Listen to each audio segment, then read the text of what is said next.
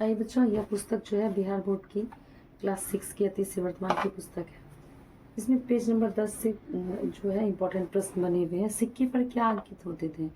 तो राजकीय चिन्ह, धार्मिक चिन्ह या कोई लिपि अंकित होते थे। जिस शासक के सिक्के होते थे उन पर उनके राजकीय चिन्ह या उनको उनके समय में जो धर्म था, राजकीय धर्म होता था, वह धर्म या कोई लिपि में शासक के बारे में दिया जाता था। सिक्कों का अध्ययन क्या कहलाता है? मुद्रा शास्त्र कहलाता है। खुदाई से प्राप्त वस्तुओं के समय निर्धारण हेतु सामान्य रूप से प्रचलित विधि कौन है? तो रेडियो कार्बन या कार्बन 14 पद्धति।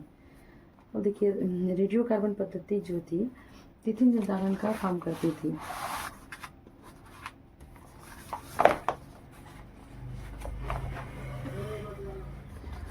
तो देखिए, इस प्रकार से सारी वस्तुओं में एक प्रकार का रेडियो धर्मी पदार्थ होता है जो कार्बन 14 कहलाता है।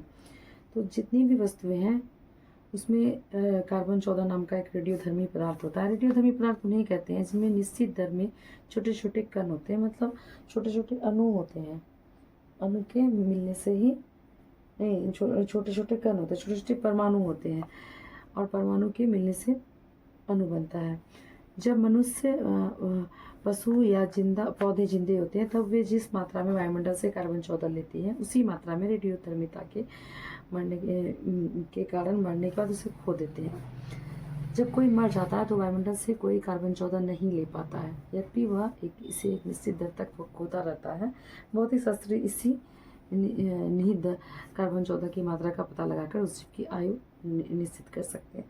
50,000 वर्ष पूर्व तक के जो है वस्तुओं को या जीव जंतुओं को का हम आयु जो है निकाल सकते हैं कार्बन 14 विधि द्वारा, क्योंकि जैसे जैसे है वो कार्बन 14 की मात्रा कमती जाती है उसी आधार पे हम उसका पता लगा पाते हैं। देखिए, इस प्रकार से इसके प्रश्न बनेंगे। रेडियो कार्बन विधि का खुदाई से प्राप्त वस्तुओं के तिथि निर्धारण का काम कौन करते हैं? तो ये भौतिक शास्त्री करते हैं।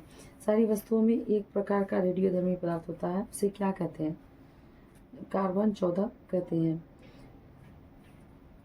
जब मनुष्य, पशु या पौधे जिंदा होते हैं तब वो जितनी मात्रा में वायुमंडल से C14 लेते हैं उसी मात्रा में रेडियोधर्मिता के कारण उससे क्या करते हैं? खो देते हैं। जितना लेते हैं और जब उसका जो है कार्बन 14 का जो लेने का जो क्वांटिटी है वह वातावरण से ख़त्म हो जाता है तो वो कम उसकी मात्रा नहीं ले पाते हैं। तो इससे क्या पता चलता है कि उनकी आयु का पता चल पाता है। तिथियों का मतलब, प्राचीन काल में हमारे देश में तिथियों की गणना किस आधार पर होती थी? तो जो है विक्रम संवत और शक संवत के आधार पर होती थी तिथियों की गणना।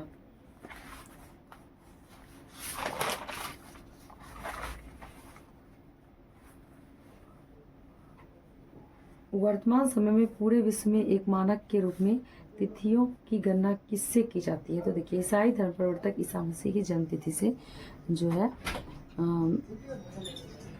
गणना की जाती है। कैलेंडर उसे मानक कैलेंडर के रूप में माना जाता है। ईसा मसीह के जन्म पर आधारित कैलेंडर किस नाम से जाना जाता है? ग्रेगोरियन कैलेंडर के नाम से जाना जाता है। ग्रेगोरियन कैलेंडर में ईसा मसीह के जीवन को कौन सा वर्ष माना जाता है? तो शून्य वर्ष के रूप में माना जाता है। ईसा मसीह के जन्म पूर्व की सभी तिथियों को आगे क्या लिखते हैं? तो ईस्वी पूर्व या ईसा पूर्व, और अंग्रेजी में BC बिफोर क्राइस्ट लिखते हैं। ईसा मसीह के जन्म के बाद की सभी तिथियों को के आगे क्या लिखते हैं? AD एनो डोमिनी लिखते हैं। भौगोलिक दृष्टि से भारत को मुख्यतः कितने भागों में बांटा गया है? तो मुख्य रूप से 4 भागों में बांटा गया है। इस प्रकार से यहाँ पे टाइमलाइन दिखाया गया है।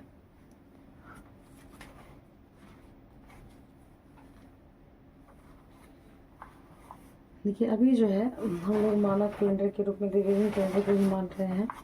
इसमें क्या इस प्रकार से है कि ईसा मसीह का जन्म जो है, जन्म का जो वर्ष था वह शून्य माना गया है, और उसके बाद का जो वर्ष है उसको AD मतलब एनो डोमिनी ईस्वी के रूप में इंडिकेट करते हैं। जैसे अभी 2025 चल रहा है तो वह ईस्वी है, AD है।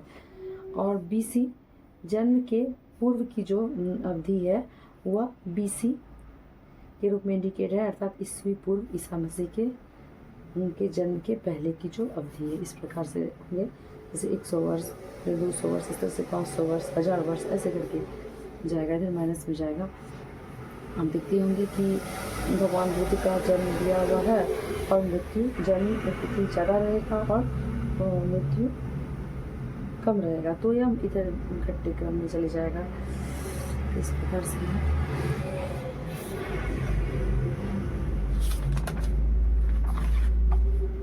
भौगोलिक पृष्ठभूमि से प्रश्न है, तो उत्तर के यहाँ से इस प्रकार से इसमें से इसी पॉइंट से प्रश्न बने हुए हैं आपके।